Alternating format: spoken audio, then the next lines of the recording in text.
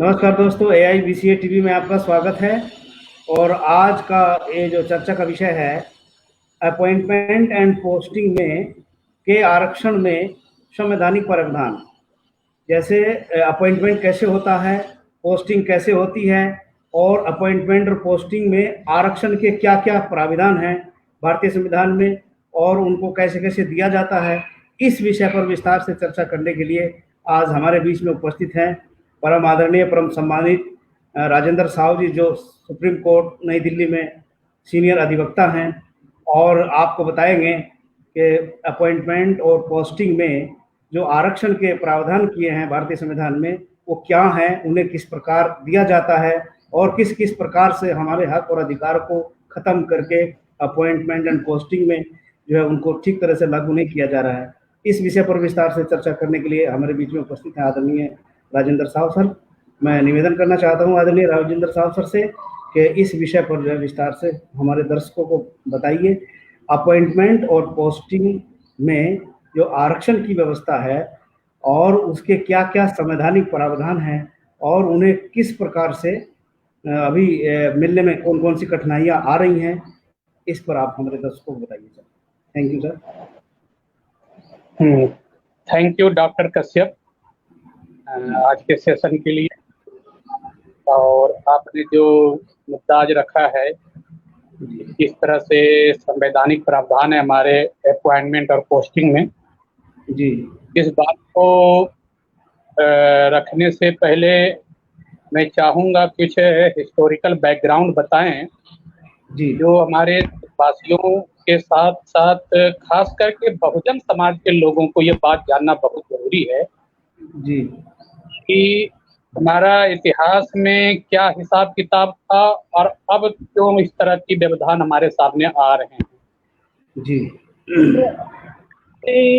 अपने बहुजन बंधुओं से, भाइयों से, खासकर और देशवासियों से कहना चाहूँगा, तो जितने भी हमारे बहुजन बंधु हैं OBC, जी, वो आप अपने जितने भी इतिहास के रूप में वो ज़्यादातर अपने धर्म ग्रंथों को पढ़ते हैं। जी, तो मैं उन्हीं धर्म ग्रंथों के ही हिसाब से अगर लूँ तो उसमें कहा गया है जी, कि पढ़ने का अधिकार सिर्फ ब्राह्मण और क्षत्रिय को है।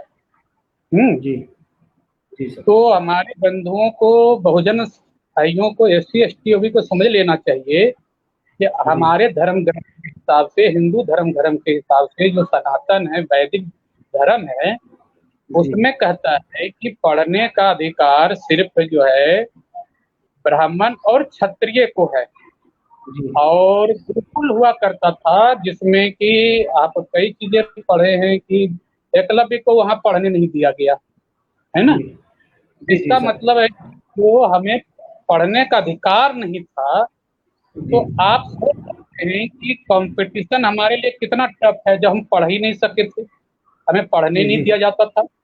और जी, जो जी, लोग पढ़ते हैं, वो कहते हैं पढ़े लिखे हैं, वो उनके पूर्वज पढ़े हैं, वो अब उनके सारे चीज अभी पढ़ने लिखने का हिसाब किताब है। हमारे के तो पूर्वज पढ़ने लिखने का भी मनाही था। जी, कोई अगर पढ़ना भी चाहता था, पढ़ने नहीं दिया जाता था। जी, तो अपने बहुजन बंधुओं को सबसे पहले सोचना चाहिए कि आपका जो धर्म ग्रंथ है उसी को सच्चा मान के मैं चलूं, तो वो जी, कहता है कि आपको पढ़ने का अधिकार नहीं है और जी, आपको पढ़ने नहीं दिया गया, हमारे पूर्वजों को पढ़ने नहीं दिया गया। जी, जी, और आप देख लीजिए कि जब गुरुकुल था तो वो ब्राह्मण क्षत्रिय पढ़ते थे, वैश्य और शूद्र उसमें पढ़ते नहीं थे। शूद्र मतलब SC ST OBC है।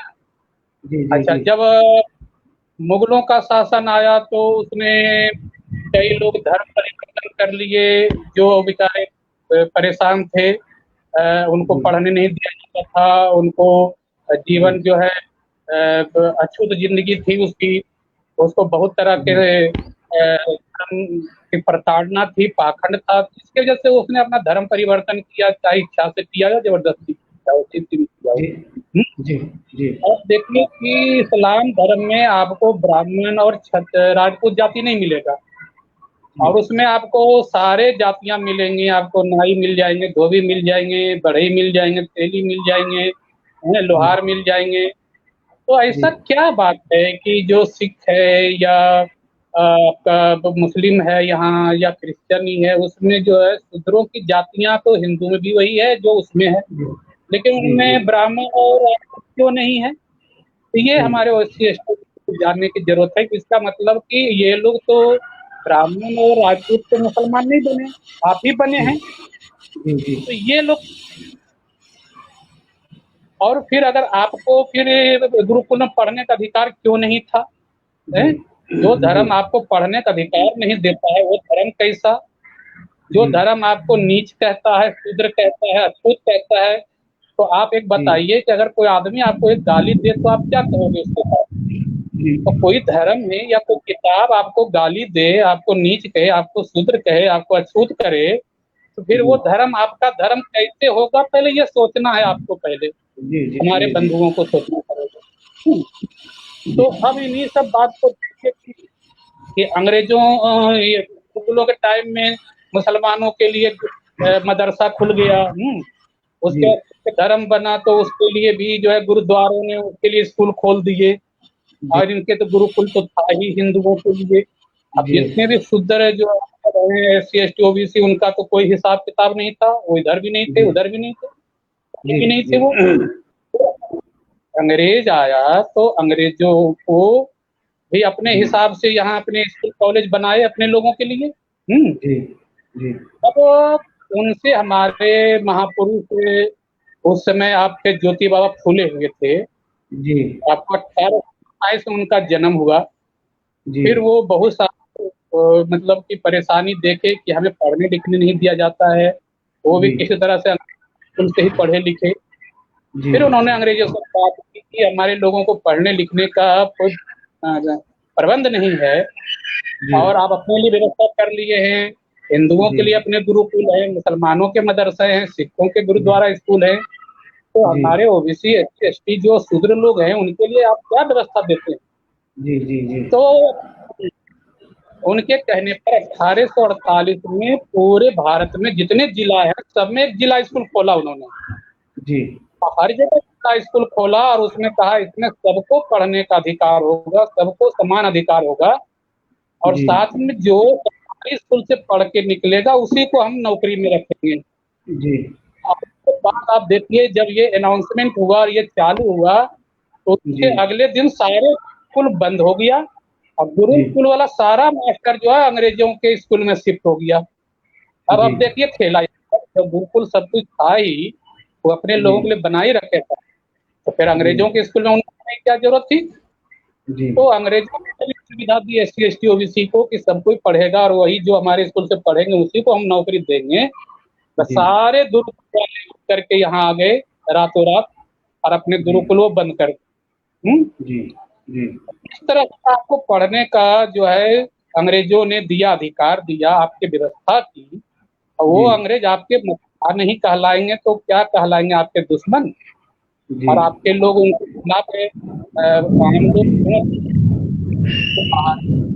जी अब बाबा साहब अम्बेडकर भी अंग्रेजों से मिल करके बात करके बहस करके बहुत सारे अधिकार लिए, बहुत सारे कानून बनवाए, ज्योतिबा फूले ने बनवाए। और जी आपको पहला आरक्षण जो आया था जी 1902 में साहू महाराज ने दिया था, जो जी आपके महाराज शिवाजी के जो है छत्रपति शिवाजी के वंशज थे। जी तो जी जी जी कोल्हापुर के राजा, मराठा जी साम्राज्य का 5 भाग बट गया था बाद में चल करके। जी तो जो पूना का था वो प्रताप सिंह जी थे, तो उन पर तो पेशवाओं का कब्जा था, ब्राह्मणों पेशवा ब्राह्मणों का कब्जा था वहां पर, वो जी तो मुखौटा बन प्रताप सिंह उनके। जी दूसरा उनका गायकवाड़ जी थे बड़ौदा के, जो जी अम्बेडकर जी को थे विदेश में पढ़ने के लिए। जी और तीसरा जो ग्वालियर सिंधिया है वो है उन्हीं का वंशज। जी और चौथा इनका जो है इंदौर है, इंदौर का इनका जो है होलकर है। जी जी और एक और जो है आपको नागपुर है। जी इस जी तरह से 5 भाग इनका बचा। हम्म, जी जी सर तो अब आप देखिए कि जो शिवाजी महाराज जब राजा बनने लगे थे, जी असल में कि वो इसलिए ब्राह्मणों सवर्णों में प्रिय थे कि शिवाजी ने सारे मुसलमान को हरा करके अपना राजा जी स्थापित किए थे। जी तो सवर्णों को ब्राह्मणों को इस बात की खुशी है कि उन्होंने जो है मुसलमानों को हराया। जी लेकिन जब वही शिवाजी को राजा बनने की बारी आए तो वही ब्राह्मण जो थे वहां पेशवा, जी उनको राज तिलक मना कर दिया। जी हम्म? जी जी और जी आपको ये जानना पड़ेगा कि जब आप राजा बनने की बारी होती है तो फिर आपको राजा नहीं बनाया जाता है, आपको शूद्र बताया जाता है। अंत जी में जो है वाराणसी से ब्राह्मण को घूस दे करके ले गए, और वो भी जी जा करके वहां के ब्राह्मणों के जवाब में जो है वैदिक मंत्र नहीं, उनको जो है साधारण मंत्रों के द्वारा उनको बनाया गया राजा, और भी जी पैर के अंगूठे से उनको तिलक भी किया। अब आप पैर के लोग अंगूठे सोच से सकते तिलक हैं कि किया। आपको, हाँ, उनको जो है बाएं पैर के अंगूठे से गागा भट्ट यहाँ से गया था आपको बनारस से, और जी वो शिवाजी, छत्रपति शिवाजी की जो राज तिलक किया था बाएं पैर के अंगूठे से, उनका तिलक किया था, माथे पर तिलक लगाया था। जी तो आप जी सोच सकते हैं कि आपका राजा कैसे बनता है। जी जो छत्रपति शिवाजी को ये लोग बहुत बड़े योद्धा और राजा मानते थे, चाहे जिन्होंने मुसलमानों को हराया, लेकिन जब जी राजा बनने की बारी आए तो शूद्र के नाम पर उनको छांट दिया गया था। जी तो आप ये देखिए, और ये लोग जो ब्राह्मण है और सवर्ण लोग हैं, इनको जी अंग्रेज, बंगाल में अंग्रेज इनको प्यारे लगते हैं। क्यों? जी वहां पर सिराजुद्दौला को हरा करके प्लासी के युद्ध में 1757 में हरा जी करके अंग्रेजों ने सत्ता स्थापित की, और उसमें जी जो है ब्राह्मणों का मारी दिया। तो जी ब्राह्मण को बंगाल के अंग्रेज तो अच्छे लगे उनको, क्योंकि वहां जी मुसलमानों को हराया। जी लेकिन वही जब यहाँ पेशवाओं को हराया आकर के पूना में, तो जी यहाँ पर पेशवा के लिए ब्राह्मण अंग्रेज जो है दुश्मन हो गए हैं। जी जी जी तो जी इनका दुश्मनी दोस्ती निर्भर करता है कि कौन इनको ब्राह्मणों को सवर्णों को साथ दिया है। जो जो जी इनके लिए काम करता दिया वो तो इनके लिए हुआ, जो जो जी इनके खिलाफ काम किया वो इनके लिए दुश्मन हो गए। तो जी जी हमारे बहुजनों को दृष्टि हुई तो ये जानना पड़ेगा कि आपके साथ इतिहास में कैसे क्या हुआ, और कोई नहीं, जी इनके जी धर्म जी ग्रंथ ही बताते हैं जिसको कि आप पूजते हैं, उसी में ये बात जी सारे लिखा हुआ जी है। तो हम्म अब जो साहू जी महाराज ने जो दिया था रिजर्वेशन, उसकी भी मैं 2 मिनट बताऊं आपको। जी जी जी उसको बताइए। तो, तो ये साहू जी महाराज का जन्म 1874 में हुआ था, जी और वो जो है जन्म लिए थे, 10 साल के हुए थे 84 में। तो उनके जो एक्चुअली वो गोद लिए हुए थे अपने वहाँ का जो राजा थे जी यशवंत राव जी, तो जी उनका ये दत्तक पुत्र था। तो 10 साल की उम्र में इनको गोद लिया गया था। जी तो जी जी इनको तो अंग्रेजों ने ही संभाला था वहां पर उनके राज जी को। ये जी 94 में 20 साल के हुए तो ये राजा बने, वहां अंग्रेजों ने फिर इनको राजा घोषित किया।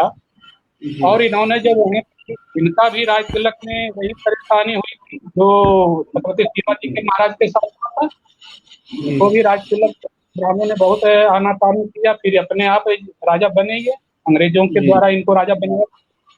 जी फिर उन्होंने 1902 में जो है कहा कि भाई हमारे राज्य में जो है 100% ब्राह्मण सवर्णों ने कब्जा कर लिया सारे पदों पर, तो हमारे लोग क्या करेंगे। जी इन्होंने 50% सीट जो है अपने पिछड़ों जी को, जिसमें SC आता है, उनके लिए आरक्षण दिया था। 1902 में देखिए आरक्षण आया है, और वो भी जी कोल्हापुर के राजा जो थे छत्रपति साहू जी जी महाराज ने दिया था। जी ये जी छत्रपति जी शिवाजी महाराज के प्रपौत्र कहलाते हैं। जी अब क्या हुआ कि वहां के ब्राह्मणों ने इनके खिलाफ एक अभियान छेड़ दिया, इन्होंने गलत जी किया है, राजा हो गया है, अंग्रेजों से शिकायत की, बहुत सारे राजे महाराजे को शिकायत किया। जी तो फिर उन्होंने क्या किया, सारे राजे महाराजे को उन्होंने निमंत्रण दिए, साहू जी जी महाराज ने, जी कि भाई आप लोग आइए, हम निमंत्रण दे रहे हैं। कई अंग्रेज अफसर को बुलाए, और जी उन सबों को ने जो है गेस्ट रूम में, डाइनिंग हॉल में नहीं ले जा करके, उनको घोड़ा जहाँ बांधता था अस्तबल में ले गए सबको, जी और अस्तबल में जा करके सबको खड़े कर दिए। अब जी सब कहने लगा कि यार राजा होकर के हम इतने हैं, राजा होकर के हमें सबको जो है अस्तबल में लाके खड़ा कर दिए हैं, जी क्या वाकई पागल हैं, ब्राह्मण सही बोल रहे हैं क्या इनको। जी जी तो जी फिर उन्होंने कहा आप रुकिए 10 मिनट, आपको मैं दिखाता हूँ जो तमाशा। जी वहाँ 10 घोड़े बने हुए थे, उन्होंने एक अपने नौकर से कहा एक लाओ कुंटल है चने और वहाँ जी। खोल दो। वहाँ पर जी। वो बोरे खोल दिया, चने का दाना 10 घोड़ा को खोल दिया। जी। तो वो घोड़े को उसमें एक दो मजबूत थे, उन्होंने सारा दाना चट कर दिया और बाकी को लात मार मार के भगा दिया उन्होंने। जी। जी। जी। हैं? तो जी। 10 किलो दाने वो डाले थे और 10 किलो दाना एक दो घोड़े ही खा गए, 8 घोड़े को उन्होंने मार मार के भगा दिया था। तो जी। उन्होंने बाकी सब जो राजा देख रहे थे और अंग्रेज तमाशा, तो उन्होंने बोला भाई ये 8 को नहीं खाने दिया, इसका क्या उपाय करें। जी। उन्होंने कहा महाराज इससे थोड़े होगा, अरे इनको सबको खूंटा बांधिए 10 के अलग अलग और एक जी। सबका एक नाद दीजिए और उसमें 1 किलो दाना सब में डाल दीजिए। जी। तो उन्होंने फिर वही किया, तो सबका खा लिया दाना। उन्होंने जी। कहा कि जो घोड़े 10 किलो दाने खा गए वो मोटे हो गए इतने खा खा के कि वो तो लड़ाई में जा नहीं पाएंगे, वो तो लड़ नहीं पाएंगे, भाग नहीं पाएंगे चर्बी बढ़ने से। जी। और जो खाए नहीं वो तो निर्बल हो गए, वो भी नहीं लड़ पाएंगे, तो मैं युद्ध में जाऊंगा कैसे ऐसे घोड़ों के सहारे। जी। यही बात हमारे राज्य में है कि जिनको मैंने सत्ता में बिठा दिया वो खा खा के मोटे हो गए, तो उनसे जी। मेरा सत्ता चलेगा कैसे। और जो जी। बहुसंख्यक लोग हैं उनको मैंने कुछ दिया नहीं, भूखे प्यासे हैं, तो उनसे भी मेरा राज कैसे चलेगा। कैसे इसीलिए मैंने चलेगा? दो नाद बना दी है 50-50 की, कि ये जी। अपने नाद में खाएं और वो अपने नाद में खाएं, तो दोनों मजबूत होंगे तो मेरा राज विकास करेगा। जी। तब सब बोला कि राजा जी आपने तो बहुत अच्छा किया काम और यही होना भी चाहिए। तब जी। ले जाकर सबको डाइनिंग रूम में खाना खिलाए और गेस्ट रूम में विश्राम करवाए और उन्होंने सारे ने जी। सर्टिफिकेट दिया जी। इंटेलेक्चुअल का। इस जी। आपसे इंटेलेक्चुअल कोई ज्यादा है ही नहीं। तो जी। ये है कहानी आपके लोगों की कि कैसे कैसे ये लोग लड़के आपके लिए क्या क्या कर रहे थे। तो आप अपनी थोड़ी जी इतिहास सर, जी कहानी सर, भी जी सर। जानिए हुँ। और आरक्षण जी। आपको कैसे उन्होंने 102 में ही अंग्रेजों ने उनको ठप्पा लगा दिया था कि आपने सही किया। और जी। उसी जी। तरह से जो है आपको जो जी। संविधान बनाया था अंग्रेज 1935 का, उसमें भी उन्होंने इस कम्युनल अवार्ड और कम्युनल ऑर्डर के नाम से आरक्षण जो दिया था जी। राजनीतिक और जो जी। नौकरियों का, इसी वजह से दिया था आपको। जी। तो जी। ये तो आरक्षण का। हम्म। तो जी सर। अच्छा और कुछ एग्जाम्पल इनको दूं अपने भाइयों को जी। कि जो अम्बेडकर जी इतने पढ़े लिखे होने के बाद जी। इंग्लैंड से अमेरिका से वो जानते हैं डीएस। जी। डीएस होता है दुनिया का सबसे बड़ा डिग्री। जी। अमेरिका का सबसे बड़ा डिग्री अब पूरे वर्ल्ड का डीएस होता है। डीएस का मतलब होता है डॉक्टर ऑफ साइंस। जी। हमारे यहाँ पीएचडी सबसे बड़ा डिग्री है। पीएचडी जी। मतलब डॉक्टर ऑफ फिलोसफी, जी। लेकिन पीएचडी से भी बड़ी डिग्री होता है डॉक्टर ऑफ साइंस की डिग्री। जी। जी। जी सर। वो अम्बेडकर जी ने प्राप्त किया। फिर जी। आपका जो एक राष्ट्रपति बने थे के.आर. नारायण, जी। जो जी आपके सर। राष्ट्रपति थे, भी जो है डीएस पास किए हुए हैं अमेरिका से, डॉक्टर ऑफ जी। साइंस। और जी सर। इंडिया में भारत में 2 ही लोग हैं जो डीएस की डिग्री पाए हुए हैं। जी। जो लोग अपने को मेरिट बोलते हैं, जब मेरिटधारी हैं, उनका तो पूर्वज पढ़े लिखे थे, वो भी पढ़े लिखे हैं, सारे जगह उनका कब्जा है। जी। यूनिवर्सिटी में वो भी हैं, प्रोफेसर हैं, जी। हैं। जी। तो एक भी लोग आज तक डीएस की डिग्री नहीं लिया है, तो आप सोच सकते हैं इनमें कितनी मेरिट है। और जी। हमारे लोग जो लेकर आए तो वही अम्बेडकर जी को जब नौकरी दिया था गायकवाड़ ने बड़ौदा में, तो अछूत जी। होने की वजह से ब्राह्मणों ने उनको बाहर कर दिया, उनको वहां बैठने तक नहीं दिया, उनको पानी तक जी पीने नहीं सर। दिया और जी। जलील होके उनको छोड़नी पड़ी। तो आपकी जी। मेरिट की क्या पूजा है। आपके देश में इतने पढ़े लिखे लोग, 32 डिग्री अम्बेडकर जी को और जी। 12 भाषाओं के ज्ञाता के बाद उनको जब नौकरी में नहीं करने दिया गया, उनको सीट पर बैठने नहीं दिया गया, उनको वहां जी। पानी तक नहीं दिया जाता था। तो मेरे जी। बहुजन बंधुओं एसटी, आप ये देख लो उतने पढ़े लिखे लोगों की कदर नहीं है, तो आपकी क्या कदर है। जी। और जो हम नारायणन जी हमारे हैं, वो भी मद्रास यूनिवर्सिटी के टॉपर थे। जी। जब वहाँ प्रोफेसर बनने की बारी थी तो उनको कहा गया कि जी। आपको जो है जनरल सीट पर प्रोफेसर नहीं बनाया जाएगा। टॉपर थे वो तो जी। किसी भी सीट पर बन सकते थे, तो उनको जी। कहा आप जो है रिजर्वेशन पर आइए, क्योंकि एससी एसटी का रिजर्वेशन तो 1950 से ही लागू हो गया था। जी। तो उनको कहा गया आप रिजर्वेशन सीट पर लीजिए, क्योंकि आपको जनरल में दूंगा तो जनरल का सीट खराब हो जाएगा, और दूसरा सीट फिर हमको जनरल वाले को देना, रिजर्वेशन वाले को देना पड़ेगा। और आप जी रिजर्व कैटेगरी से आते हैं तो आपको जी मैं जनरल नहीं दूंगा, आपको मैं रिजर्वेशन में दूंगा, ताकि जनरल पर मैं जनरल आदमी को भर्ती कर सकूं। तो जी आपकी मेरिट फिर कहाँ, आपका तो कोई मतलब नहीं, वो तो रिजर्वेशन पे ही लेना था, तो वो तो टॉपर नहीं भी रहते जी तो भी मिल जाता उनको। जी जी लेकिन वो जी टॉप भी जनरल सीट पर उनको नहीं मिल रहा है, तो आप सोच सकते हैं कि आपकी मेरिट होने के बाद भी ये लोग आपकी जी मेरिट को कैसे नकारता है। जी तो आप सोच लीजिए, अगर रिजर्वेशन नहीं होता तो हो सकता है इनको रिजर्वेशन पर भी ना मिलता प्रोफेसर की नौकरी। जी हैं? तो मेरे जो बंधु रिजर्वेशन बोलते हैं जी जी उनको मैं कहना चाहूंगा कि जो जी आपके लोग टॉपर भी हैं उनको नौकरी रिजर्वेशन पर दिया गया। अगर रिजर्वेशन नहीं होता तो आप एक मान के चलिए कि उनको जी रिजर्वेशन नहीं होता तो प्रोफेसर की नौकरी नहीं मिलती। जी तो आप देख सकते हैं कि आपके साथ किस तरह से ये दुर्व्यवहार हो रहा है मेरिट होने के बाद भी। जी एक और कहानी आपको बताऊं, जी अ, आप दोनों ही रखिए, ताकि हमें बोलने में देखने में रहता है सुविधा। अकेला होता हूँ जी फिगर में तो फिर बोलने में ठीक नहीं जी रहता जी है, फिर लगता जी है जी जी मैं कट तो नहीं गया हूँ आपके सीन से। नहीं नहीं नहीं नहीं सही। आप तो बैकग्राउंड बता दोनों, के तभी ना टॉपिक पे जाएंगे सर, ठीक है, हम एक्सेप्ट हैं सर। जी तो अब जो आपका बताओ कि 1950 में संविधान लागू हुआ, तो जी भारत में उसके पहले अंग्रेज लेते थे इंडियन सिविल सर्विस का एग्जाम। तो जी उसके बाद जो है अब भारत से होने लगा इंडियन सिविल सर्विस का एग्जाम, जो बाद में आईएएस कहलाया। तो जी 1950 में जो बंगाल के अच्युतानंद दास जी थे, तो जी उनको 1500 में जो है 702 नंबर, 750 नंबर लाए वो। जी ठीक है, 18 में। जी जी और जी जो समय टॉप किया था एम एस कृष्णन, उसको 650 नंबर आया था। जी आप देखिए कहानी, ये जी आपके जो आदमी थे अच्युतानंद जी एससी से थे, तो रिटेन में जी उनके नंबर 750 थे। जी और जो टॉप किया था एम एस कृष्णन, उसके नंबर 650 थे, मतलब 100 नंबर कम था ये अच्युतानंद दास जी से। जी लेकिन इंटरव्यू में को जो है 300 में 40 नंबर मिल गया एम एस कृष्णन को। जी और वहीं अच्युतानंद जी को जो है जो है 140 100 नंबर 110 नंबर दिया गया इनको। जी तो आप सोच सकते 300 में इनको 110 नंबर दिया गया, और रूल है कि किसी को इंटरव्यू में 40% से कम नंबर नहीं दिया जाएगा। फिर जी भी इनको जो है 120 भी होता मिनिमम, लेकिन इनको 110 दिया गया। जी और अधिकतम नंबर 80% जो था 240 का, वो जी 240 मिल गया एम एस कृष्णन को।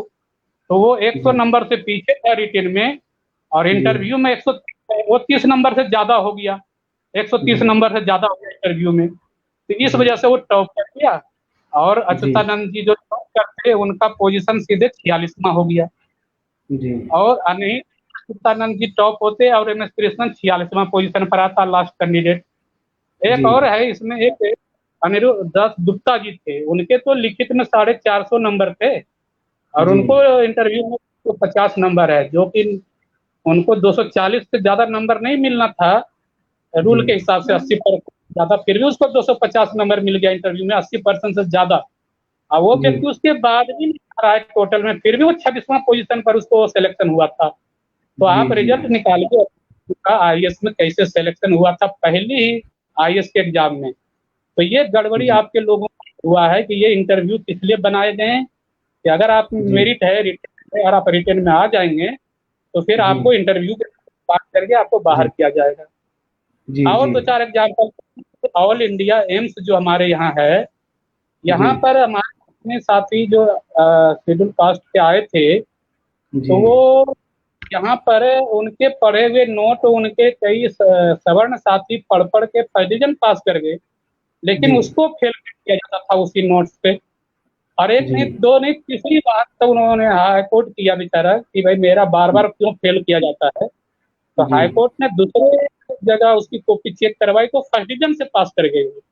जी तो आप सोच सकते हैं कि आप यहाँ अगर आ भी जाते हैं तो आपको कैसे रोकने की कोशिश की जाती है, क्योंकि प्रोफेसर आपका नहीं है, जांच जी वो जी आपके लोग नहीं करते। तो आप जी ये पहले तो आपको एंट्री नहीं लेने देते हैं, एंट्री जी लेंगे भी तो आपको परीक्षा में फेल किया जाएगा, इंटरव्यू में फेल कर दिया जाएगा, तो आपकी जी मेरिट पर प्रॉपर जो है आपके अंगूठे काटे जा रहे हैं।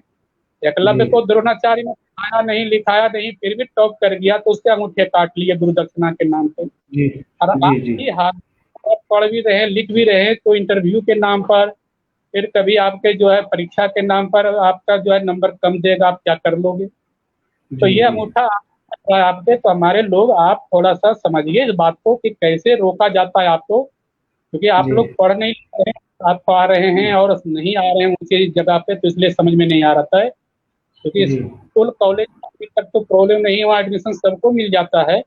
यहाँ जी तक कि आप सिंपल ग्रेजुएशन आइए बीए करते हैं तो भी आपको जो है एडमिशन मिल जी जाता है। लेकिन वही चीज़ आपको जब मेडिकल में एडमिशन और इंजीनियरिंग में एडमिशन की बारी आती है और जी नौकरी की बारी आती है, इसके खिलाफ कैसे षड्यंत्र रचा जाता है, ये जी सारी चीज़ें आपको कुछ एग्जाम्पल दे के मैं समझाया। तो आप जी जी समझिए कि जी आपके लोग तो राजा भी नहीं बन सकते, जी ताकत है और वो राज जीत सकते हैं तो भी नहीं कर सकते। जी आप पढ़ लिख जी लिख गए, टॉप कर गए, तो भी आप नौकरी कर सकती है। तो आरक्षण जी नहीं जी था तो नहीं मिलेगा। अब जब जी से कमीशन लागू हुआ 1990 में, फिर उसके कोर्ट में मामला गया, 92 में फिर लागू हुआ ये 15 नवंबर 1992 को, फिर भी जी इनको परेशानी हुई, तो इन्होंने रोकने के तरह तरह के हथकंडे लगाए कि जी भाई जो पढ़े लिखे लोग हैं आपके, उनको तो नौकरी करने नहीं देना है, तो वो लगा दिया क्रीमी लेयर। तो जी क्रीमी लेयर का मतलब है जो पढ़ने लिखने में सक्षम है वो नौकरी में जा नहीं सकते, उनको उनको जी रिजर्वेशन मिलेगा नहीं। और जो जी जी पढ़े जी लिखे नहीं है वो लोग को कहा जा रहा है आप नौकरी करें। तो जी जी कैसे कैसे आपको रोका जा रहा है, आप लोग सोचिए। तो इन सारी चीज़ों के बारे में थोड़ा सा मैंने अभी बात जी रखा है, जी और जी थोड़ा जी मैं पानी पीता हूँ थोड़ा, उसके बाद में हाँ दूसरा हाँ हाँ मैटर को जी जी आपको हैं, जी जी आगे जी जी बढ़ाना जी है। जी जी सर जल्दी पानी पी लीजिए सर। हम्म। बहुत अच्छा डिस्कशन चल रहा है सर जो है। और अभी सर पानी पीने गए हैं क्योंकि अकेले आज ही अपने वक्ता हैं, तो थोड़ा सा गर्मी का मौसम भी है, कुछ न कुछ तो जो है परेशानी होगी ही बोलते हुए। जी सर। जी सर। अपॉइंटमेंट एंड पोस्टिंग हाँ की तरफ आप जो है विस्तार से जो है आइए सर, जो है अपॉइंटमेंट एंड पोस्टिंग के जो हाँ, अब राइट्स हैं। आता हूँ मैं जी जी बेसिक जो अपना टॉपिक है उसके तरफ मैं आता हूँ। तो जी पिछली बार मैंने जो है सेशन में बात किए थे हम लोग कि जी अपॉइंटमेंट के बारे में कि संविधान में कहाँ कहाँ हमें अपॉइंटमेंट की बात है, पोस्टिंग की बात है। जी संविधान सर। में तो पहले नंबर 8(3) जो है वो कहता है मौलिक जी अधिकार के बारे में, और उसी मौलिक अधिकार के लिए हमारे जो है जी जी आर्टिकल 4 और 16(4) कहता है SC ST OBC का जो है एडमिशन जी में, नौकरी में आरक्षण की बात करता है। तो अब जो है मैंने पिछली बार बताया कि जी सर। जी सर। आरक्षण जो है कोई प्रॉब्लम है क्या? जी ठीक है, आ रहा है ना आवाज मेरी? नहीं, लाइट कट गई इधर से, जो मेरा फोटो कम दिख रहा होगा, आवाज आप, तो सही आ रही है। आपका हाँ फोटो आपकी थोड़ा, आवाज सही आ रही है सर, इधर से मेरा हाँ, फोटो तो कमजोर आ गया होगा, थोड़ा लाइट सा कट गई। आपका ब्लैक हो गया है। आप तो हाँ हाँ, ठीक है सर तो आप। हाँ हाँ कंटिन्यू हाँ, करिए सर तो प्लीज। मैं पिछली बार बता रहा था आपको कि जी सर। आर्टिकल 16(4) कहता है कि संविधान में जहाँ जहाँ अपॉइंटमेंट्स वर्ड लिखा हुआ, पोस्ट वर्ड लिखा हुआ, वो सारे रिजर्वेशन में आते हैं। जैसे लिखा हुआ है appointment of chief justice of India, appointment of जजेज of supreme court of India, appointment of chief justice of high court, appointment of जजेज of high court, appointment of prime ministers, appointment of ji ministers, appointment ji of CM, ji ji appointment of उनके सारे minister जी हैं, appointment of governors हैं, जी appointment जितने भी आपके आ गए, जी army chief आ गए, या आपके CBI के हो गए, या अपॉइंटमेंट जी जितने आपका विजिलेंस में हो गए, या जी इंफॉर्मेशन कमिश्नर हो गया, या जी कमिश्नर हो गया, जहाँ जी जहाँ संविधान में अपॉइंटमेंट वर्ड आता है जी वो सारे आपके रिजर्वेशन में आते हैं। 16(4) में कहता है provision for reservation of appointment और पोस्ट। तो रिजर्वेशन वहाँ जो है अपॉइंटमेंट और पोस्ट में दिया गया है। अब अपॉइंटमेंट और पोस्ट का तरीका क्या है? तो अपॉइंटमेंट जब भी होता है तो या तो सिलेक्शन होता है, रिक्रूटमेंट होता है, या नॉमिनेशन होता है, या इलेक्शन होता है, या प्रमोशन होता है। तो संविधान में कहीं नहीं लिखा है कि आपको रिक्रूटमेंट में नहीं देना है, प्रमोशन में नहीं देना है, या इलेक्शन में नहीं देना, या प्रमोशन में नहीं देना। वो कहता है अपॉइंटमेंट में देना है, चाहे अपॉइंटमेंट आप जैसे भी करते हैं, और पोस्ट में देना है। तो जहां जहां पोस्टिंग कर रहे हैं, पोस्टिंग हो सकता है आप प्रमोशन से कर रहे हो, पोस्टिंग हो सकता है आप नॉमिनेशन से कर रहे हो, या पोस्टिंग आप इलेक्शन से कर रहे हो किसी का, या आप रिक्रूटमेंट से कर रहे हो, या सिलेक्शन से कर रहे हो। तो जहां जहां आपने पोस्टिंग अपॉइंटमेंट किया हो, चाहे वो इलेक्शन हो, सिलेक्शन हो, प्रमोशन हो, या रिक्रूटमेंट हो, इन सबों में आपको आरक्षण देना है। फिर कहता है अपॉइंटमेंट आप जो है किसी को करते हैं, या तो टेम्पररी करते हैं, या परमानेंट करते हैं, या एडहॉक करते हैं, या आप उसका कॉन्ट्रैक्ट बेसिस पर करते हैं। तो जिस तरह का भी अपॉइंटमेंट होगा, उस सभी अपॉइंटमेंट में आपको आरक्षण देना है। इसलिए संविधान में कहीं इस तरह का बात नहीं है कि परमानेंट में देना है और टेम्पररी में नहीं देना है, एडहॉक में नहीं देना है, या कॉन्ट्रैक्ट में नहीं देना है।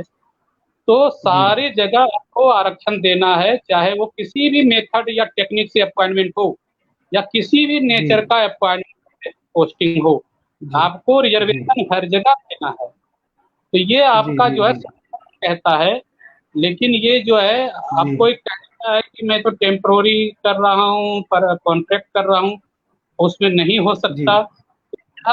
ऐसा कानून बनाना, ऐसा ऑर्डर पास करना, ऐसा बायलॉज बनाना संविधान की आर्टिकल 13 के अंदर और संवैधानिक है। आप ऐसा कानून, ऐसा ऑर्डर कर सकते हैं जो संविधान के खिलाफ हो। तो सारे जो ऑर्डर है या बायलॉज हैं, या भर्ती के जो तरीके बना रखे हैं, ये अपॉइंटमेंट के तरीके बना रखे हैं, पोस्टिंग के जो तरीके बना रखे हैं, या सुप्रीम कोर्ट जो ऑर्डर आजकल दे रहे हैं, या कह रहे हैं कि मौलिक अधिकार नहीं है तो संवैधानिक अधिकार नहीं है, तो फंडामेंटल राइट नहीं, ये सारे बातें जो है 13 के अंदर कहता है ये संविधान के खिलाफ है। संविधान के खिलाफ आते हैं उनको वॉइड बोला जाता है। अब वॉइड का क्या मतलब होता है बताऊं आपको, कि वो एक तरह से आपको इसको कह सकते हैं कि एक गैरकानूनी काम है ये। वाइड माने गैरकानूनी काम, वाइड WID जी, VOID वाइड। तो इसमें क्या कहते हैं, इसका क्या मतलब होता है कि जजेज को, मंत्री को, कुछ अफसर को ये दिया हुआ है छूट कि अगर आप ऐसे काम कर रहे हो और इस काम में कोई गलती कर देते हैं या कानून का उल्लंघन करते हैं, तो भी आपको सजा नहीं दी जा सकती। मतलब कुछ अपराध ऐसे हैं जो आप करेंगे तो उस पर आपको सजा नहीं मिलेगी। इसीलिए ये ऑर्डर, गलत ऑर्डर लिख देते हैं और जजेज, तो उनको सजा नहीं होती है। क्यों? इसको वाइड लाया जाता है, मतलब इनको कानून के खिलाफ काम तो कर लीजिए लेकिन आपको सजा नहीं मिलेगी। मतलब आप धक्के जो लड़ने वाला रहिए, तो ये आपके खिलाफ गलत भी फैसला दे देंगे तो आप कोई सजा नहीं हो सकती। तो वाइड का मतलब वो हो जाता है कि अगर कोई जज, मंत्री, अफसर कुछ गैरकानूनी काम करें तो उनको सजा नहीं हो सकती, इसका मतलब वाइड होता है। तो आप सोच सकते हैं कि किस तरह की व्यवस्था इन्होंने बना रखा है ना। तो अगर आम पब्लिक कोई कानून तोड़ता है तो उसको तुरंत सजा हो जाती है, फायर लॉज होती है, अरेस्ट हो जाता है। लेकिन इनको छूट दिया गया है कि आप कानूनी काम कर लीजिए, संविधान के खिलाफ काम कर लीजिए, लेकिन आपके खिलाफ कोई कार्रवाई नहीं होगी। छूट इनको मिला हुआ है, इसी को वाइड बोला है। तो इस तरह का प्रावधान लोगों ने तो आपको बता रहा सर, एक बात क्लियर करिए सर, जैसे ये अपॉइंटमेंट और पोस्टिंग है, तो जो आर्टिकल 16(4) है उसमें reservation in appointment and post है, अपॉइंटमेंट एंड पोस्ट है, उसके संदर्भ में सर उसे क्लियर करते हुए चलिए सर। अपॉइंटमेंट एंड पोस्ट जो शब्द है आर्टिकल 16(4) में, जो मूलाधिकार है उसमें जो है उसको जो है फिर से हमको समझाइए सर, जो है कि reservation in appointment and post को क्लियर करते हुए। ठीक सर। देखिए, संविधान निर्माता जो थे वहां पर 299 लोग थे, एक जी अम्बेडकर जी भी उनमें थे। तो कई लोग जी कहता है कि ये डॉक्टर अम्बेडकर साहब ने अपनी मर्जी से कुछ कर दिया, ऐसा कुछ नहीं हुआ। वो एक जी ड्राफ्टिंग चेयरमैन थे, कमिटी के चेयरमैन थे। बाकी जी उसमें जो थे ज्यादातर तो लोग स्वर्ण थे, उसमें पिछड़े दलित के जी लोग तो गिनती के थे, हैं जी ब्राह्मण भी बहुत काफी थे उसमें। तो उन लोगों जी की रजामंदी से संविधान बना है, कोई एक आदमी ने नहीं बना, 299 आदमी मिल करके बनाए हैं इसको। तो उन्होंने जो है जी अपॉइंटमेंट और पोस्टिंग वर्ड दिया है, तो कहता है रिजर्वेशन जो है, जी रिजर्वेशन ऑफ अपॉइंटमेंट और पोस्ट है। मतलब संविधान में जी जहां जहां अपॉइंटमेंट शब्द लिखा हुआ है वहां वहां रिजर्वेशन जी होगा। अब कहाँ हाँ कहाँ जी लिखा जी हुआ जी है अपॉइंटमेंट शब्द? अपॉइंटमेंट जी लिखता है कि सुप्रीम कोर्ट के चीफ जस्टिस का अपॉइंटमेंट होता है। जी चीफ जस्टिस के जितने जज हैं उनका अपॉइंटमेंट होता है। हाई जी कोर्ट के चीफ जस्टिस और उनके सारे जजों का अपॉइंटमेंट होता है। जी यहाँ तक कि जो प्रधानमंत्री और उनके जितने मंत्री हैं उनका अपॉइंटमेंट जी होता है। जो जी गवर्नर होते हैं और चीफ मिनिस्टर होता है या उनके जितने मंत्री होते हैं उसका अपॉइंटमेंट होता है। जी और जो आपको सेना का जनरल होते हैं या आपके जो नेवी के हेड होते हैं या आपके जो एयरफोर्स के जो हेड होते हैं उन सबों का अपॉइंटमेंट होता है। उनके चीफ जितने होते हैं जी सबका अपॉइंटमेंट होता है। जी सीबीआई जी जी डायरेक्टर का अपॉइंटमेंट होता है। चीफ जी इलेक्शन कमिश्नर का अपॉइंटमेंट होता है। चीफ जी इंफॉर्मेशन कमिश्नर का अपॉइंटमेंट होता है। चीफ जी विजिलेंस ऑफिसर का अपॉइंटमेंट होता है। तो इन जी सबों का अपॉइंटमेंट होता है। तो जहां जहां संविधान में अपॉइंटमेंट लिखा हुआ है वो सभी रिजर्वेशन के दायरे में है। जी और जो जी जी पोस्ट, जी तो पोस्ट में जी आ जी गया, राष्ट्रपति का पोस्ट आ गया, उपराष्ट्रपति का पोस्ट आ गया। पोस्ट में जी आपको जो है गवर्नर का पोस्ट आ गया, एमएलए जी एमपी का पोस्ट आ गया। जितने भी जी पंचायत में प्रमुख हैं, सरपंच हैं, जो भी नगर निगम नगर जी पालिका के काउंसिलर हैं, मेयर हैं, उनका पोस्ट है, ये सब पोस्ट में आ गया। तो ये भी रिजर्वेशन जी में आ गया आपका। तो जी संविधान में जो कहता है अपॉइंटमेंट और पोस्ट में रिजर्वेशन है, तो ये सब रिजर्वेशन में है। अच्छा, ये जी कहीं जी नहीं लिखा है कि जी रिजर्वेशन एक पोस्ट रहेगा तो रिजर्वेशन नहीं होगा, दो पोस्ट होगा तो रिजर्वेशन नहीं होगा। ये कहता जी है जी जब भी अपॉइंटमेंट होगा, चाहे एक आदमी का हो या दो आदमी का हो या 100 आदमी का हो, उन सबों को जी जी आपको आरक्षण पॉलिसी के तहत रिजर्वेशन लेकर के जाना है। अगर एक पोस्ट जी है तो एक बार एससी का कर जी दीजिए अपॉइंटमेंट, एक बार ओबीसी जी का अपॉइंटमेंट कर दीजिए, तीसरी बार जी उसको फिर आप एसटी का कर दीजिए, चौथी बार फिर जी जनरल कर दीजिए उसको। तो इसको जी कहता है जी जी जी रोटेशन पॉलिसी। अगर कोई प्रोफेसर एक पोस्ट जी जी है या वाइस चांसलर जी है, एक बार वाइस जी चांसलर आप एससी का बना दीजिए, फिर वो रिटायर जी हो जाए, फिर आप एससी का बना जी दीजिए, फिर आप ओबीसी का जी बना दीजिए, फिर आप उसको जो जनरल का बना दीजिए। तो एक जी पोस्ट जी अगर भी है तो बाय रोटेशन जी इनको जो है बनाना पड़ेगा। जी जी ऐसा कुछ जी नहीं है जी कि आपको कहेंगे कि एक पोस्ट है तो सिर्फ जनरल को ही देंगे और जनरल में फिर सवर्ण आ जाएंगे सारे। तो तो इसमें इसका समझो तो लिमिट एक स्टेट की बात की जाती है, एक स्टेट की बात की जाती है, appointment and post in the opinion of the state. वो स्टेट हाँ। शब्द भी है अब सर जो है अब अब हाँ जो आपको कहना चाहता हूँ इसमें कि जी रिजर्वेशन आपको कहते हैं कहाँ कहाँ देना है। जी तो रिजर्वेशन कहता है सर्विसेज ऑफ स्टेट में देना है। जी जी अब स्टेट का मतलब क्या है? मैंने जी पिछली बार भी आपको बताया कि लोग स्टेट का मतलब जी राज्य समझते हैं, लेकिन जी जी संविधान में राज्य का मतलब, स्टेट का मतलब और कुछ होता है, बहुत बड़ी चीज है राज्य।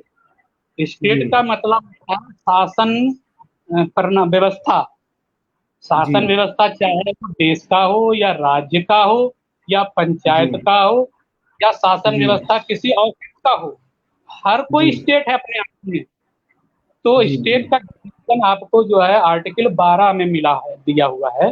जी तो आप जी जी आर्टिकल 12 जब कहेंगे तो वो कहता है कि स्टेट जी का मतलब होता है गवर्नमेंट ऑफ जी इंडिया। तो जी गवर्नमेंट ऑफ इंडिया में क्या क्या आता है आप देखिए। तो जी गवर्नमेंट का हेड, जो भारत सरकार का हेड होता है राष्ट्रपति, जी और राष्ट्रपति का जो है मंत्रिमंडल होता है जिसका मुखिया होता है प्रधानमंत्री।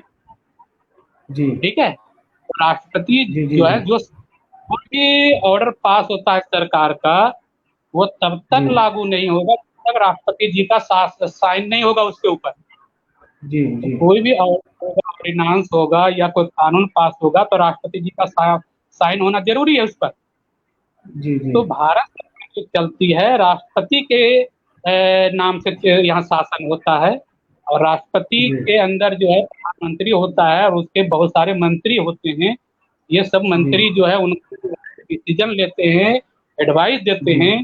फिर उस जी एडवाइस और डिसीजन के आधार पर वो जो है राष्ट्रपति ऑर्डर साइन करके उसको लागू करते हैं। जी तो जी हमारे संविधान कहता है कि government of India is a state. तो आ गया जी आपका प्रेसिडेंट, आ गया मिनिस्टर, जी प्राइम मिनिस्टर आ गया, उनके मंत्रिमंडल के लोग आ गए सारे। फिर जो जी गवर्नमेंट भारत सरकार का जितना भी ए ग्रेड का अफसर, बी ग्रेड का अफसर, सी ग्रेड का कर्मचारी, डी ग्रेड का जी कर्मचारी, ये सारा जी आ गया उसके अंदर, भारत जी जी सरकार के अंदर। तो वो हो जी गया। दूसरी बात कहता है, स्टेट का मतलब होता है पार्लियामेंट ऑफ इंडिया।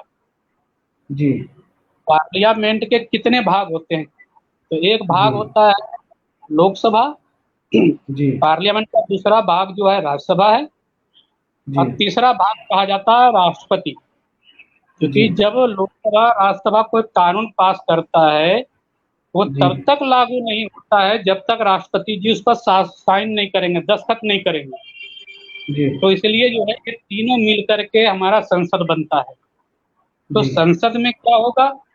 तो जी संसद के जितने भी हमारे एमपी हैं, जी और जो वहाँ के कार्यालय है लोकसभा का या जी राज्यसभा में जो व्यक्ति हमारे चुन के आते हैं या उसको नॉमिनेट किया जाता है, या जी राज्यसभा का जो ऑफिस है, उनके जितने अफसर हैं, उनके जितने कर्मचारी हैं, जी लोकसभा का स्पीकर होते हैं, डिप्टी जी स्पीकर होते हैं, फिर आपके जी सभापति होते हैं। तो ये सारे जो है पार्लियामेंट में आ गया, पार्लियामेंट ऑफ इंडिया में आ गया ये सारे जी पोस्ट आपका रिजर्वेशन में आता है, पोस्ट के नाम पे। जी जी फिर जी तीसरी जी वर्ड जो वो कहता है राज्यों की सरकारें। अब देखिए, जी ये स्टेट का क्या मतलब? स्टेट का मतलब व्यवस्था से है, सरकार से मतलब है। जी जी जी राज्य में भी एक सरकार होती है जैसे केंद्र में सरकार होती है। तो राज्य की जी जी सरकार का हेड होता है, राज्यपाल होता है, या केंद्र जी शासित प्रदेश में जो है, केंद्र शासित प्रदेश में जो है उपराज्यपाल होता है, लेफ्टिनेंट गवर्नर जिसको कहते हैं आप लोग। तो उनके अंदर जी फिर वहाँ का मंत्री होता है, उनके मंत्रिमंडल होते हैं। तो राज्यों में जी भी A B C D category के जो है ऑफिसर्स होते हैं, नौकरशाह होते हैं, कर्मचारी होते हैं।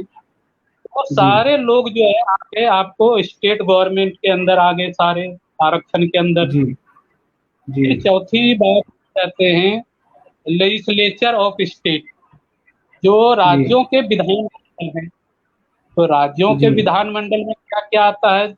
जैसे यहाँ जी लोकसभा है तो वहाँ विधानसभा है, जी केंद्र में जैसे राज्यसभा है तो वहाँ विधान परिषद है ना। जी और यहाँ जैसे जी राष्ट्रपति जी सर हेड होते हैं तो वहाँ पर गवर्नर, राज्यपाल हेड होता है। तो जी राज्यों जी के वो भी भी उसी पोस्ट तरह वो की, भी स्टेट में ही हाँ, आएगा वो भी और स्टेट वो में ये आता है। स्थानीय निकाय वगैरह ये क्या नाम अब जो इसका जो लोकल, हाँ, लोकल लोकल अथॉरिटी की बॉडी बात कर रहे हैं, जो स्थानीय जी निकाय की जी बात कर रहा हूँ आपको।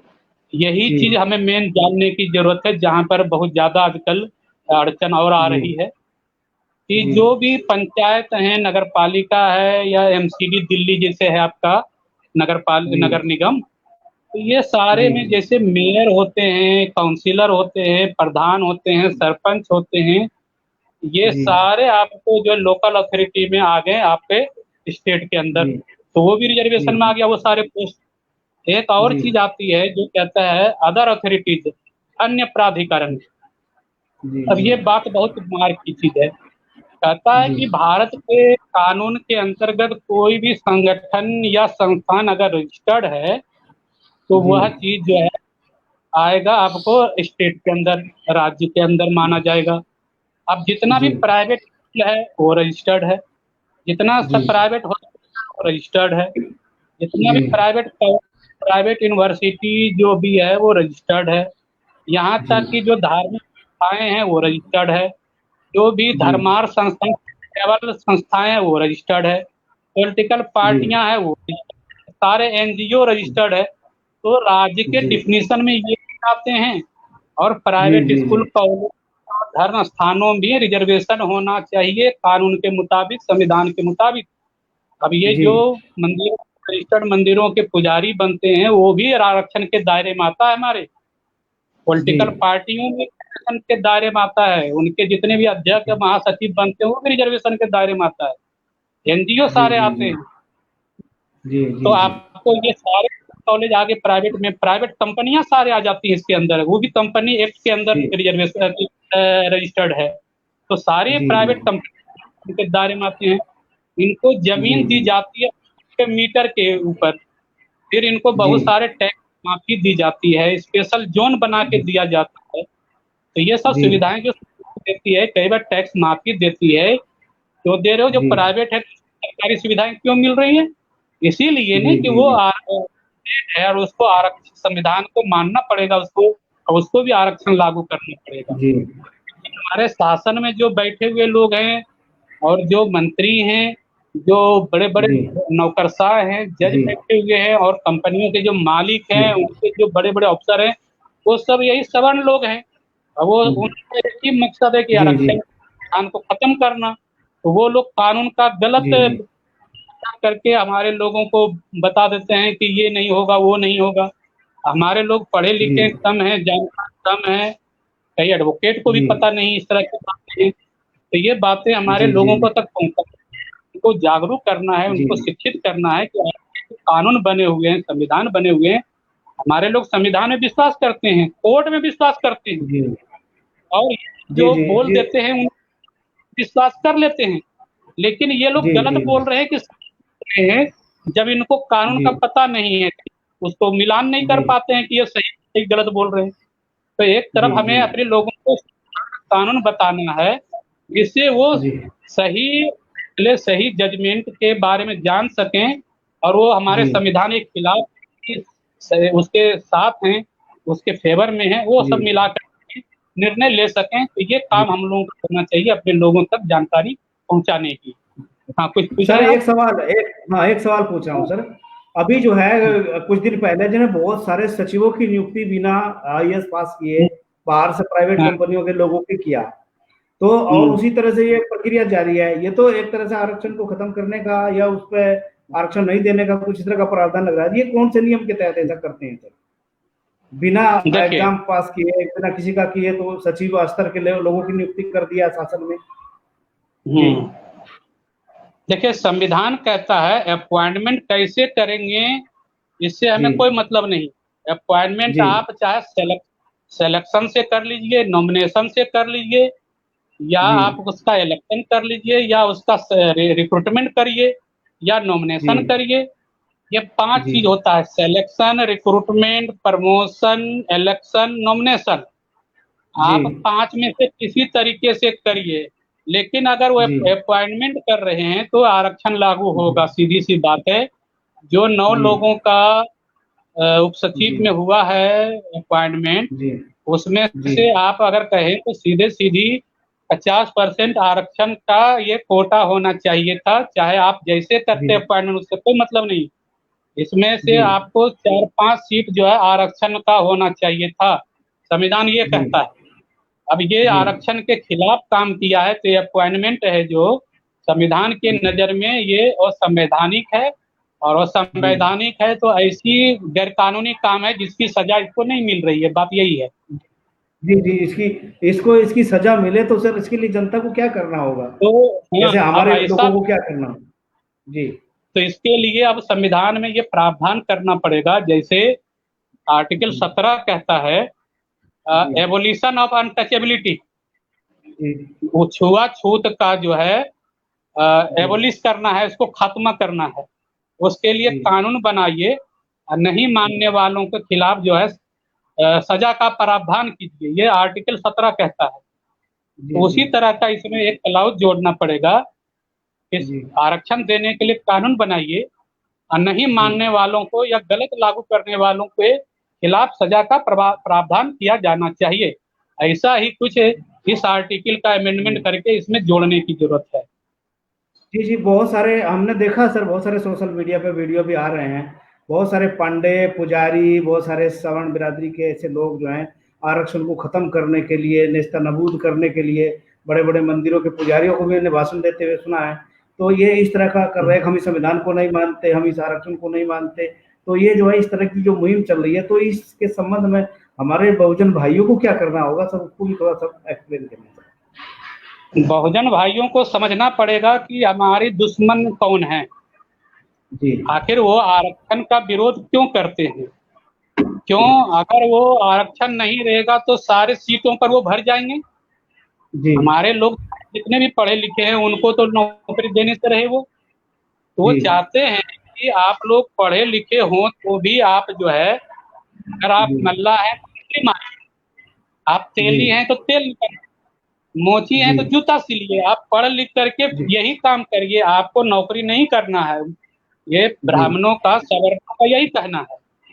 अब वो जी अलग बात है कि उनके पैर दबाने वाले को एक आध को वो रख लेंगे, उनकी मर्जी होगी तो, जैसे हमारे राष्ट्रपति को उन्होंने रख लिया जी है जी वो रामलीला कमेटी में जाते हैं, बगल में त्रिशूल लेके खड़े हो जाते हैं हमारे राष्ट्रपति जी, तो उनको ऐसे जी लोग चाहिए हैं। तो जी वो ये जी चाहते हैं कि आपको मैं अधिकार के तौर पर कुछ देना चाहता हूँ, तो इन्हीं लोगों जी ने संविधान बनाया है। जी अब इनके लोग जी सत्ता में बैठे संविधान नहीं मानते हैं और संविधान की जो आरक्षण पॉलिसी उसको लागू नहीं कर रहे हैं, खत्म कर रहे हैं। और इन्हीं जी के जी लोग जो बैठे हुए हैं वो ऑर्डर पास जी करके इसको खत्म कर रहे हैं, और गलत ऑर्डर पास करके खत्म कर रहे हैं, संविधान के खिलाफ ऑर्डर पास कर रहे हैं।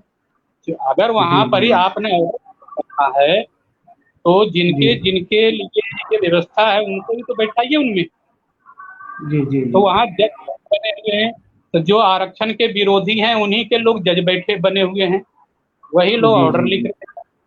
आखिर जी 5 जी लोग जो बैठते हैं ये लोग, उसमें कितने ओबीसी, कितने एससी, कितने एसटी के लोग जज बैठते हैं आप बताइए। जी अभी जी जी सुप्रीम बिल्कुल सही बात है। अभी सुप्रीम कोर्ट में 35 जज है, 35 में 28 ब्राह्मण जज है। जी एक आपको जो है जस्टिस गवली जो है गवली जी, वो हैं एससी से, वो इस बार आए हैं किसी तरह से। बाकी जी 34 जी जज तो वही लोग हैं। जी जी आपके हाई कोर्ट में 1500 जज हैं, 1500 में 1000 ब्राह्मण जज हैं जी और 400 अन्य सवर्ण लोग हैं। जी 100 लोग मुश्किल से आपके होंगे एससी एसटी ओबीसी जी या माइनॉरिटी मिला के तो, जी हैं? जी जी तो आपके 1500 में 100 जज नहीं है, 35 में एक जज आपके हैं। फिर जब जी संविधान की समीक्षा की बात आती है तो हमारे जी लोग उसमें होते ही नहीं। ये वही लोग जी होते हैं जो संविधान करने वाले लोग होते हैं, यही लोग जी जी फैसला भी दे रहे हैं इस तरह से। तो आपको जी ये जी सब देखना पड़ेगा कि काम जो हो रहा है, सुप्रीम कोर्ट फैसला नहीं दे रहा है, फैसला जी दे रहा है संविधान विरोधी लोग, फैसला दे जी रहा है जी आरक्षण विरोधी लोग। तो जी जी आपको एससी एसटी को ये देखने पड़ेगा, पहले आप ये देखो कि जज कौन है। सुप्रीम कोर्ट जी कुछ जी नहीं होता है, वो तो एक बिल्डिंग है बना हुआ सुप्रीम कोर्ट में, उसमें बैठने वाले लोग कौन है, क्या वहाँ जी बैठने जी वाले आपके लोग हैं? आपकी संख्या जी 85 जी पर 85% जज आपके वहाँ हैं, जी तो फिर आपका कोर्ट जी है कि नहीं, ये सोचने वाली बात है। जज आपके हैं ही नहीं तो आपका जी कोर्ट नहीं है सर, आपको। जी सर, एक सवाल बस, समय समाप्ति की हो रही है कि न्यायपालिका में आरक्षण की व्यवस्था कैसे होगी सर, इसको थोड़ा सा एक्सप्लेन करिए। न्यायपालिका में हमें अरे प्रतिनिधित्व कैसे मिलेगा? न्याय देखिए, लोअर कोर्ट तक तो आपका जुडिशियल सर्विसेज हो जाता है, जो तहसील लेवल के जो भी होते हैं जी अपॉइंटमेंट, वहाँ पर तो जी ये लोग ले लेते हैं कंपटीशन से। डिस्ट्रिक्ट लेवल में क्या होता है कि जो जी हाई कोर्ट होते हैं हर स्टेट का, वो अपने डिस्ट्रिक्ट जज का अपॉइंटमेंट वो अपनी मर्जी से करते हैं, तो जो उनके लोग होते हैं वहाँ पर वो स्टेट में, उन्हीं जी लोगों को वो डिस्ट्रिक्ट बना लेते हैं। जी अब जो है वो डिस्ट्रिक्ट जजों में से जो है आधे जी जज तो आते हैं हाई कोर्ट में, वहाँ से जी डिस्ट्रिक्ट जज में से हैं, जी और आगे आते हैं जी वहाँ जो प्रैक्टिस कर रहे हैं वकील हाई कोर्ट में, वो बनते हैं। तो ये क्या करते हैं कि जो इनके अपने लोग होते हैं जाति बिरादरी के, या उनके अपने भाई भतीजे जो होते हैं, संबंधी होते हैं, उनके मार्फत हाई कोर्ट के वकीलों जी को जज बना लेते हैं, या जो जी डिस्ट्रिक्ट जज में इनकी के लोग होते हैं उनको हाई कोर्ट के जज बना लेते हैं ये लोग। जी तो यहाँ कोई कंपटीशन नहीं है हाई कोर्ट में, तो जब तक कंपटीशन नहीं होगा तो मेरिट का पता कैसे चलेगा। मेरा मानना है कि डिस्ट्रिक्ट लेवल के जज का भी कंपटीशन हो, हाई कोर्ट के जी। लेवल का भी का कंपटीशन में हो। अब वो जी। जज बन उनके लोग होते हैं, अब वो 10 जी। साल का उनका प्रैक्टिस हो गया, अब वो उनके जी। लोग हैं उनको जज बना देंगे वो। तो ये जी। सारी चीजें देखनी पड़ेगी कि कंपटीशन नहीं है, एक कॉलेजियम बना लिया है, कॉलेजियम इन्हीं लोग के होते हैं, यही लोग मिल जी। करके आपस में जो है इनका सारा तय जी। कर रहे हैं। दूसरी जी। बात जी। जी। चाहता हूँ कि आपने पिछली बार भी ये बात की थी जी। कि जी। ये लोग एक कहते हैं क्रीमी लेयर का सिस्टम ओबीसी में जी। लागू हुआ हुआ है, जी। और ये जी। कहते हैं कि हमको भाई एससी और एसटी में भी क्रीमी लेयर लाएंगे। जी। जी। तो मतलब कि जो एससी एसटी के लोग हैं उनको अफसर बनने नहीं देना, जो जी। क्रीमी जी। लेयर। जी। लेकिन सुप्रीम कोर्ट में, हाई कोर्ट में अगर आपको जज बनना है, जी। डिस्ट्रिक्ट कोर्ट का जज बनना है, तो जी। आपको जो है 7 लाख रुपए का इनकम प्रूफ होना चाहिए। जैसे इनकम टैक्स रिटर्न भरते हैं आप लोग, जी। जी। जी। उसका प्रूफ है कि आपके पास 7 लाख रुपए का इनकम है या नहीं, और जी। 5 साल जी। का चेक, 5 साल में 35 लाख रुपया आपने कमाया कि नहीं। जी। तो इसका मतलब है कि जो गरीब होगा, जिसको 7 लाख से कम इनकम होगा, वो डिस्ट्रिक्ट जज, हाई कोर्ट और सुप्रीम कोर्ट का जज नहीं बन नहीं। सकता है। अगर आप ईमानदार हैं तो आप नहीं जी। बन सकेंगे, लेकिन आप अगर किसी तरह गलत तरीके से भी 7 लाख रुपया कमा लीजिए और जी। जी। सरकार को टैक्स भर दीजिए, तो आप जी। डिस्ट्रिक्ट जी। कोर्ट, हाई कोर्ट, कोर्ट के जज बन सकते हैं। तो ये भी जी। तरीका देख जी। लीजिए। एक और तो कहते जी। हैं कि जी। हम गरीबों को नहीं देंगे, दूसरी ओर कहते हैं कि गरीब को हम जज नहीं बनने देंगे। जी। 7 लाख वाला कौन सा गरीब था? तो जी। सुप्रीम जी। कोर्ट, हाई कोर्ट के जज तो कोई गरीब बन ही नहीं सकता है। हम लोग नहीं आ सकते हैं उसमें। जी। हम लोग 7 लाख कहाँ से दिखाएंगे जब कमाई नहीं 7 लाख है, तो कहाँ से भरेंगे जी। आइडिया जी। जी। 7 लाख। तो आप ये सोच हाँ जी। सकते हैं कि ये लोग किस तरह से रोक लगाए जी। हुए हैं वहां पर। और ये भी कहा जाता है जी। कि आप किसी तरह कमाई कीजिए, लेकिन 7 लाख दिखाइए। जी। जी। मतलब यहाँ आप एक जी। तरह से जी। भ्रष्टाचार चाहें तो कर सकते हैं, एक तरह से आप जी। तभी जी। तो जी। 7 लाख दिखाएंगे आप। तो इस तरह जी। के जी। हो सकता है हम फ्री में केस लड़ते हो, हम कम पैसे में केस लड़ते हैं, लोगों को फ्री में केस लड़ते हैं, तो मेरे 7 लाख कहाँ से जी। जमा होंगे? और जो पैसे जी, लेके बिल्कुल लड़ता है सही। उसी के पास आएगा ना। तो हम अपने, हमारे लोग गरीब जी। लोग हैं, उनका केस हम पैसे लेके लड़ेंगे तो 7 लाख कहाँ से जमा कर पाएंगे हम लोग? जी। जी। जी। और ये इनके लोग हमारे पास आएंगे नहीं पैसे देने के लिए। तो इस तरह जी। की जी। बातें हैं। दूसरी बात है कि आर्टिकल जी। 124 जो है आपका कहता है कि कोई भी 10 साल का वकील, उसको जी। राष्ट्रपति जो है अपॉइंट कर सकता है जज, high supreme court, high court का डायरेक्ट। तो जी। 10 साल का कोई भी वकील अच्छा सा एससी एसटी ओबीसी का है, राष्ट्रपति उनको जी। डायरेक्ट अपॉइंट करें सुप्रीम कोर्ट में, हाई कोर्ट में। इनको तो कोई ऐसा रोक भी नहीं है। ये हमारा आर्टिकल कहता है 124 और 226 कहता है हाई कोर्ट में, ये आप राष्ट्रपति जी जी। डायरेक्ट इनको अपॉइंट कर सकते हैं। 10 साल का कोई सीनियर वकील है, उनको सुप्रीम जी। कोर्ट, हाई कोर्ट का जज। ये हमारी जितनी भी सीटें वहाँ खाली पड़ी हैं एससी जी। एसटी जी। ओबीसी की, उन राष्ट्रपति जी डायरेक्ट अपॉइंट कर दें इनके। और उसके जी। बाद जो भी बेंच, 5 जज का बेंच बने, उसमें एससी एसटी जी। को इनके होने फैसला जी। सही जी। माना जाएगा। इस तरह जी। के प्रावधान है हमारे अपॉइंटमेंट पोस्टिंग जी। में, जज में, नौकरशाहों में, जी। संविधान का। हमारे लोगों को बहुत जी। कुछ पता चल गया होगा इसके बारे में, और उनको जी। जानना जी। चाहिए इस तरह की। जी। मौका लगेगा अब तो और समय बात समाप्ति, करेंगे। समय समाप्ति की ओर है सर। समय बहुत कम है, केवल 2 मिनट का समय हम्म, हमारे पास है। मैं यही कहना हम्म, चाहता हूँ आपसे, जो हमारी मुहिम है, हमारा मकसद है हमारे लोगों को हमारे जो संविधान में प्रावधान दिए हुए उनकी जानकारी होनी चाहिए। और उसके बाद जब हम्म, लोग जागरूक होंगे, तो जब समझेंगे तो वो लड़ाई लड़ने के लिए तैयार भी होंगे। तो इस मुहिम हम्म, के साथ मैं सभी को जोड़ना चाहता हूँ। तो बस अंत में कंक्लूजन के तौर पे ये कहना चाहता हूँ कि एससी एसटी ओबीसी के जो लोग हैं उनको संविधान को पढ़ना चाहिए, और संविधान में दिए हुए जो प्रावधान है उनको अक्सर से जो है ध्यान से देख करके और एक हम्म, ऐसी मुहिम चलानी चाहिए जिससे कि जो है सभी लोग जागरूक हम्म। होकर के अपने हक अधिकार ले। तो एक बात सर क्लियर करके फिर मैं इस कार्यक्रम को समाप्त करूंगा कि जो है ये कॉलेजियम कैसे खत्म होगा। बस सर, इसमें जितना समय आप ले लें, कॉलेजियम सिस्टम कैसे कॉलेज खत्म होगा।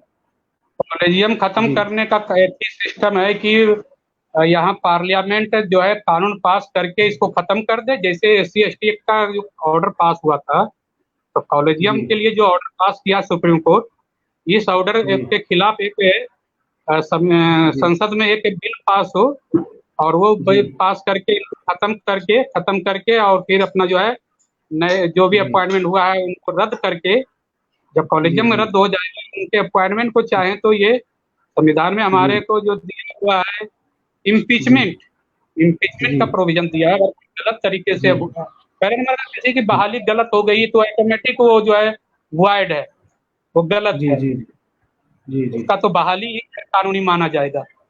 तो ये इस तरह से कानून के इनको जो है रद्द कर सकते हैं और फिर राष्ट्रपति जी को पावर जो मिला हुआ है कि चीफ जस्टिस इंडिया से करके वो किसी का भी अपॉइंटमेंट वो चाहें अपने हिसाब से कर सकते हैं।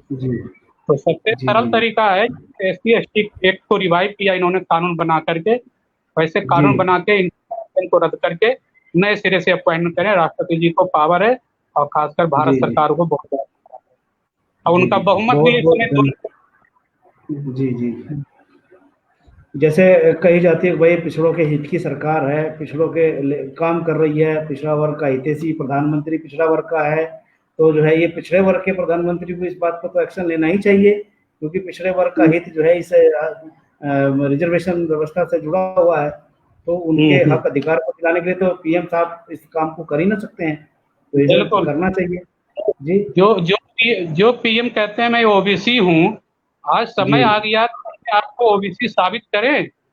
प्रधानमंत्री जी साबित करें, देश के 52% पिछड़ों के नाम पर आप आए हैं चुनाव जीत करके।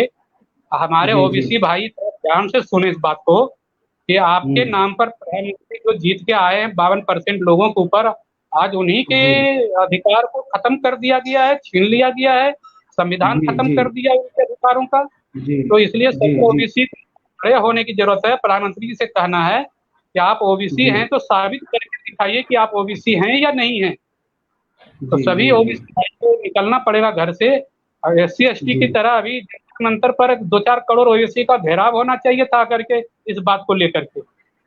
जी अभी हमारा कार्यक्रम सर यही समाप्त होता है। आप हमारे दर्शकों को आपने बहुत अच्छी जानकारी दी, इसके लिए मैं आपका बहुत बहुत धन्यवाद ज्ञापित करता हूं सर। समय समाप्ति की ओर है और इन्हीं शब्दों के साथ मैं आज आपको बहुत बहुत धन्यवाद देता हूँ। इसी तरह सर हमारे दर्शकों को बताते रहिए कि संविधान में दिए प्रदत्त अधिकार है उनको कैसे हमको हासिल करना होगा sir. Thank you sir, very much.